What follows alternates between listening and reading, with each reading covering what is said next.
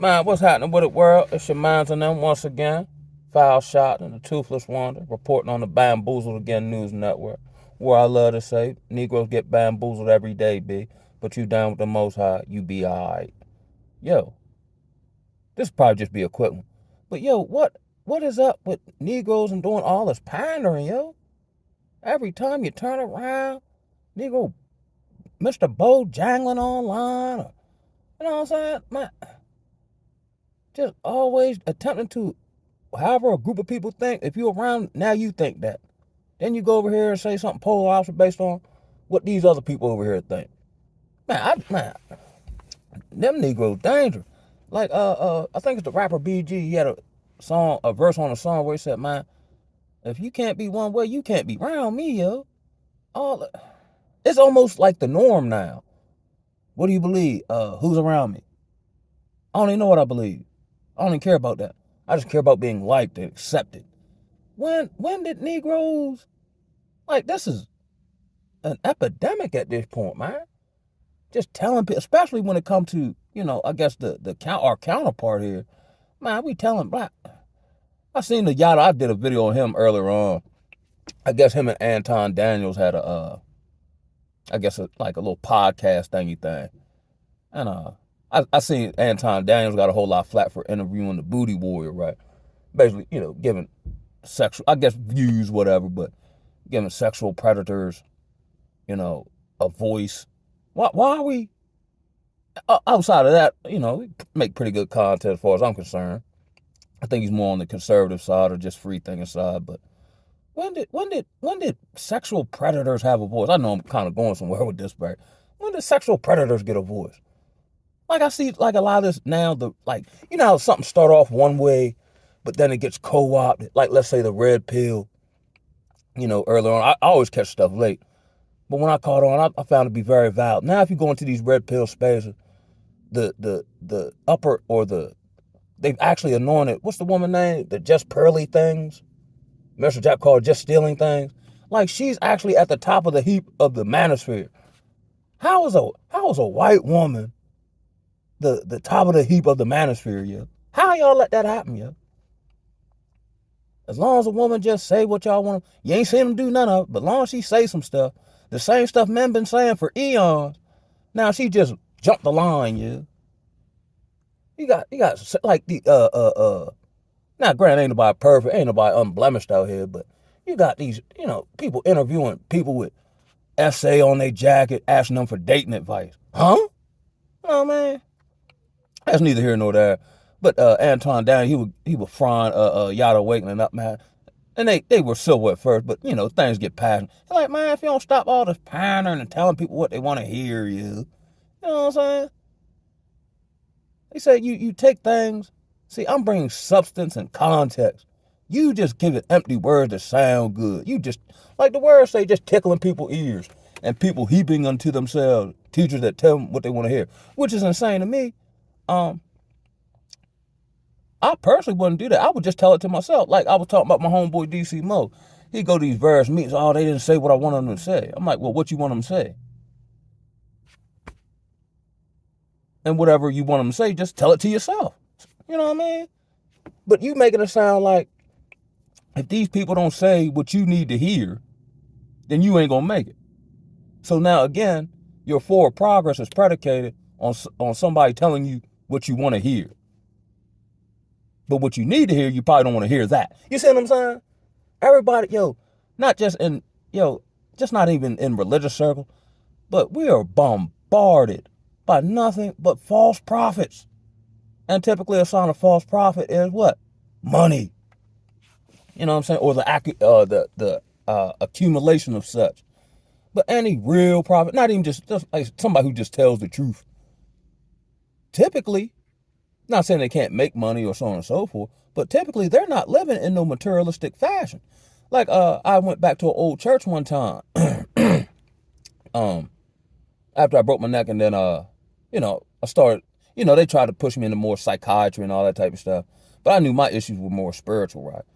And it was pretty good for the time period, right? So I was away for a while, living in Baltimore, and then decided to go back to service on a Sunday just to see, see the old folks, and you know what I mean, just show love, whatever the case may be. And that was the last time I went there, because in my hiatus from not going there, while I was in treatment or just whatever I was doing, I went back, and it was a non-denominational church that had you know, all kind of folk, black folk, white folk, African folk, Spanish folk. You know what I'm saying? It's all like that aspect, right? And they all seem to be, you know, not like your mega churches kind of spirit, right? The last time I went back down, they had brought in the African prophet man from I don't know, I think he's from Nigeria, right? And he was talking about sowing a seed, and he had the cameraman with him, and I said, oh man, they done got my folk too. So that was the last time I ever been back there. Yeah. You know what I'm saying? Where did that come from? Sowing a seed, give me money, and God will bless you if you give me money. How do we keep constantly getting bamboozled by this? Telling people what they want. I've never heard the prophet man, like the fake prophet man, tell anybody about themselves and they sin. Or he might say, oh, you'll get married, but you gotta sow me a seed, or your husband is waiting, but you gotta do this. It's never you slept or you was in adultery. You need to repent. I've never heard none of them say none of them on TV, none of them in real life, yo. You know what I'm saying? I don't know why I just covered this topic. It just came to me like. That's why I think another reason why I can't be around the mass majority of people. Because they always shucking and jiving and bojangling, Mr. Tippy Tomming all over the place, man. And then, to me, these people are dangerous because they have no fixed foundation of things they believe in, stand on, whatever the case may be, or will just tell you anything, which I've seen just proliferate through society. These same people, once they perceive you not buying into them, they'll curse you and, you know, try to insinuate something wrong with you because you won't give them your money, and you won't just blindly believe what I say without proving any evidence. You know, just believe. Yeah, I believe in God, but I don't believe in you. Show me. Oh, man, here we go with that. You know what I'm saying? Even in the streets, yo, the streets are pandering now, yo. I've just never seen nothing like this, yo. Like I had a homeboy, he inboxed me. I know him from across the bridge, but now he lives down here now. So he inboxed me and said, yo, Cal, what's up with y'all Eastern Shore dudes, right? So I started laughing. I kind of figured where he going with it. So I'm like, man, what you talking about, cuz? He say, man, I guess he working at a warehouse or whatever. He said, yo, I'm blown away, Joe. He said, man, I see Negroes complain all day long and talk yang yang about a dude. And then the next day, I see him hanging with the dude, dapping him up, laughing and kicking it. Boy, I'm telling you, boy, they dangerous, boy. They'll tell on you in a heartbeat. These Negroes will dirty Mac on you. I had that happen a couple times where somebody, female, like we might just been kicking. It wasn't even nothing like that. And this was somebody I went to school with or church with or whatever. And be like, yeah, they might have asked him about me. And then he'd be like, oh, man, I don't fool him like that, though. You know what I'm saying? Da-da-da. Mind you, 2 weeks prior to stop him from getting beat up. Boy, Negro would. Here's what's so paradoxical to me, right? For our articulations of the harlotry of the modern woman, Negroes are still doing all this fluky stuff to get harlots that they could have got anyway had they not done that. You see what I'm saying? That's like me overcharging people for water, and I got a whole lake behind my house. It's plentiful. You know what I'm saying? I mess around, just give it to you. Why am I like scarcity creates value? Like if it's a drought, then water goes up. You see what I'm saying? But there's no drought on harlots. Actually, let me tell you, the market is oversaturated with them. But Negroes are still doing all this peacocky stuff to get with these harlots. It's hard to even articulate it. Like, why is you doing all that? Again, back to all this pattern when I got on Hot and Bob. You know, Tippy Tom and Negro, Bully Coonish, you know what I'm saying?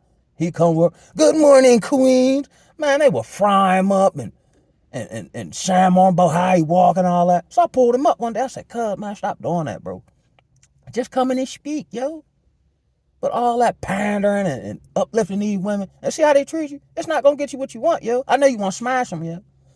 And I know you pay, I ain't telling this, but I know you probably pay for it, yo. So just go ahead, pay for it or whatever the case may be. But man, stop it that, man. Let my grandma say, stop it that. You know what I mean? It's not gonna get you nowhere. And you really don't even feel like that. You just think it's gonna get you some esteem or they're gonna look at you favorably. No, they're not. You say, I don't have that enough problem. I come in here shucking and jiving. I come in that joint, oh, you know what I'm saying? What's up with it? Yeah, yeah. Ooh, you know what I mean? I don't care nothing about they speak. I don't care if they like me. I like me. If you like me, that's what's up. Bring it in. If you don't, oh, sorry you feel that way. But don't make me know, never mind either which way. To thine own self be true. But it's going to be kind of hard to do that if you don't even know who you are. If you keep chameleoning everywhere you go.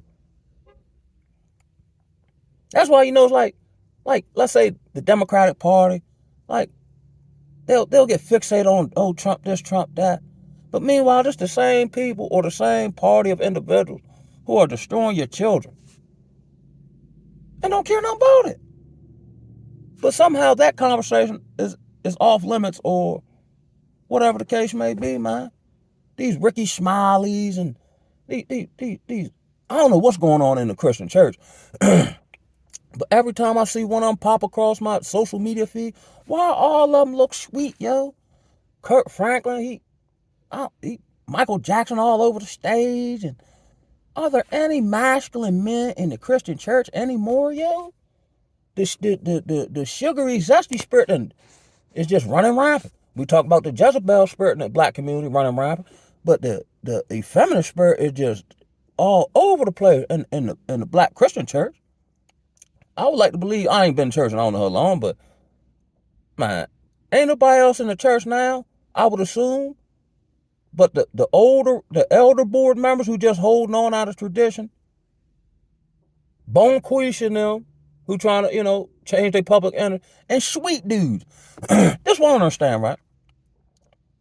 For the marriage and divorce rates to be low in the black community, and all these black people going to church, how come they ain't getting married? But I know the answer to that. That's like going to a food pantry, but they ain't got no food. You know what I'm saying? How do you not provide the service that you're set up to do? That's like going to an auto mechanic, but he can't fix your car, yo.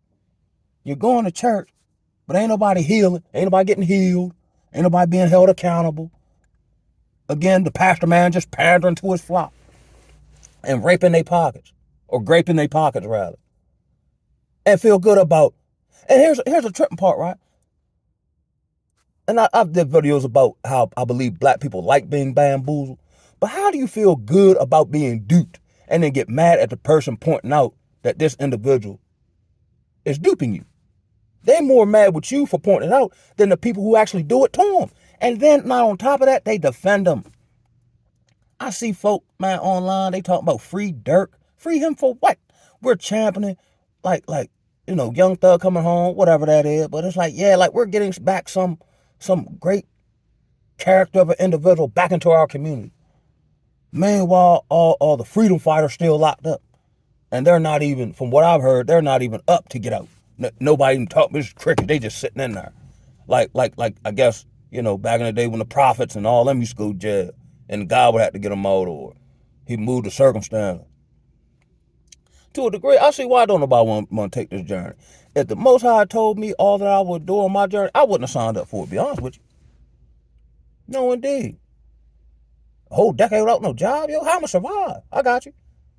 And that's all he said. He don't give me all, like when he told Abraham, I want you to go this way. Just go. But he ain't say, oh, you're going to meet these people at this point, during this time, this is going to happen. No, man, I got you. That's all you get. Well, at least me anyway. And not even so far, but like the old gospel, he's never failed me yet. You know what I mean? It just don't happen when I want it to happen. But man, I don't know what's going on spiritually, but it's like I got spiritual glasses on and they've been fine-tuned to see, the molecules spiritually. You know what I'm saying? Like I understand stuff now, not necessarily intellectually by feeling it. And then I come with content. It's not like I intellectually have grasped this concept. I feel these people pandering. That's why it'd be hard for me to make content along a linear path, because they say I'm a INFJ, that person, which is supposed to be I might got them mixed up. INFJ or INJF, something. But it's supposed to be like one of the rarest personality types. But it means like I understand stuff by intuition or feeling. You know what I mean? Like you ain't did nothing, but I just feel you ain't right. You said something, but somehow I just know you lying.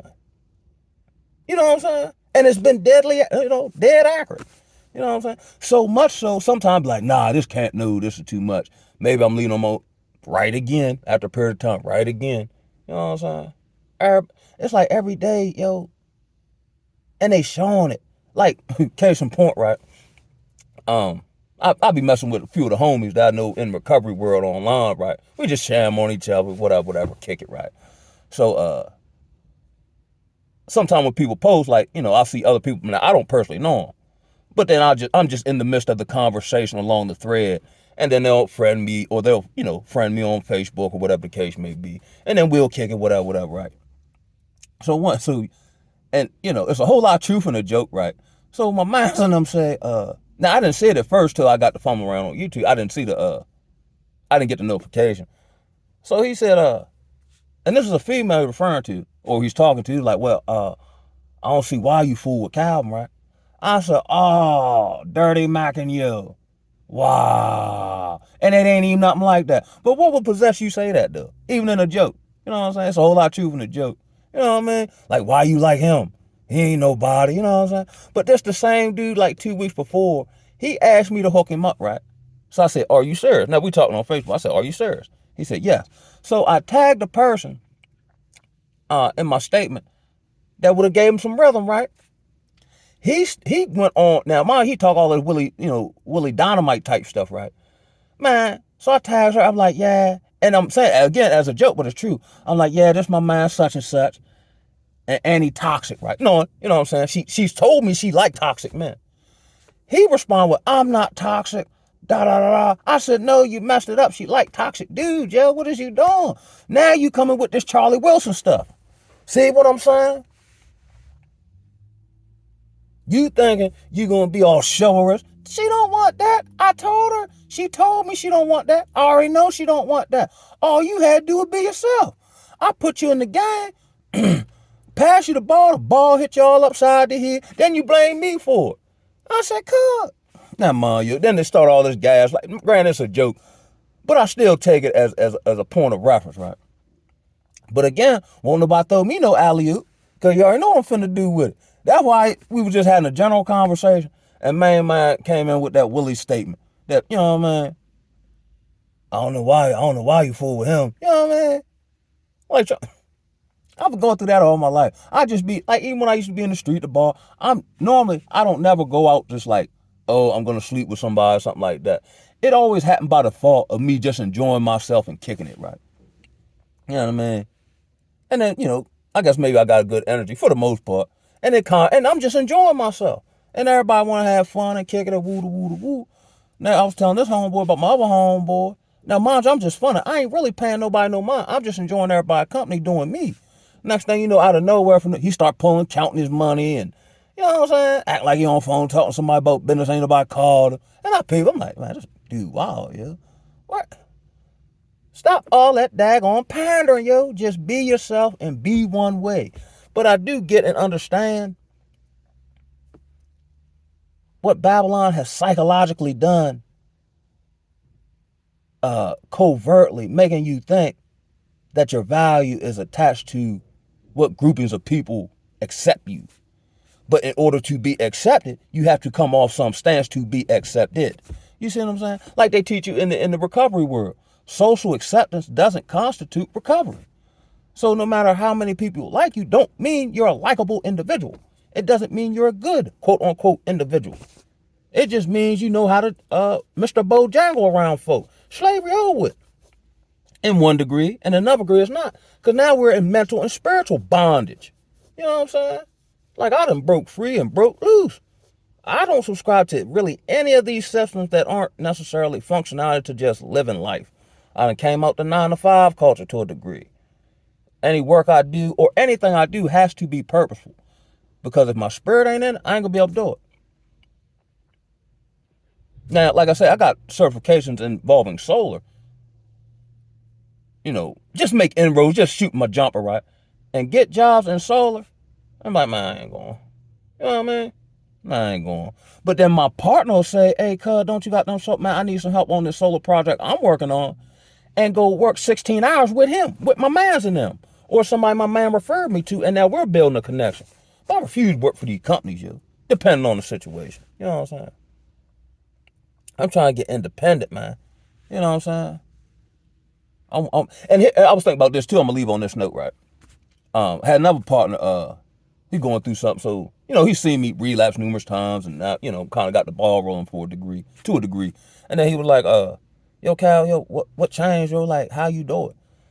And I thought about it, and I was actually thinking about this prior, because I do a whole lot of thinking, meditating, reflecting, you know what I'm saying, seeing what come to me, right, in the annals of my being, right. And I said I couldn't get sober consistently until I put all the responsibility on me, without no safety net. Like, oh, I relapsed because the treatment people did this or wasn't doing this, or my kid's mom pissed me off, or da-da-da. No matter what come down the pike, I'm not relapsing. And whatever I've done in my past that, is going to manifest itself, like, let's say bills or not paying child support or whatever, I'm eating all that, yo. When I put all the responsibility on me, then my life changed. Then my attitude changed. Then I stopped necessarily looking for help. And when I needed help, the help presented or manifested itself. Because, typically if you're in addiction, you become codependent to a degree. You know what I'm saying? No matter what these people say to me, I got to make the right call. I'm not at liberty to make an emotional decision in ego that would shortstop my progress on the journey. You know what I'm saying? So now, putting all the responsibility on myself, which means if this don't work, I'm not blaming nobody else but me. I don't know how many Negroes are really willing to take on that mentality.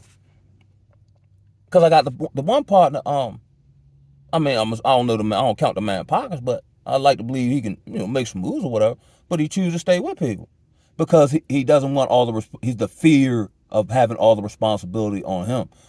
If something go wrong, I can't blame nobody else. See, in the situation that he's in, he can say, oh, this person, oh, that person, oh, I'm here to help. But what about helping yourself? You can't extend something to somebody else that you can't extend to yourself. You know what I'm saying? Like, I can't truly forgive someone who's wronged me until I first forgive myself for all the wrongs I've done to others. You see what I'm saying? So technically, he's pandering. And then you got to walk on eggshells and, do whatever people want you to do just to stay on their roof and all that, instead of assuming all the responsibility and getting out on your own, whatever that looked like. You know what I'm saying? Or just, making plan that's not, a clean break. Okay, I'm going to sit this money to the side. I'm going to start looking here. I'm going to fix my credit or whatever the case may be. You know what I'm saying? Because a lot of time, like, I've solved a problem, but it's a process of the problem solving. Like my license. From the time I started, it took me about 2 years to get my license back. You know what I'm saying? But I wasn't complaining about not having a license because I was actually actively engaged in solving the problem of not having a license.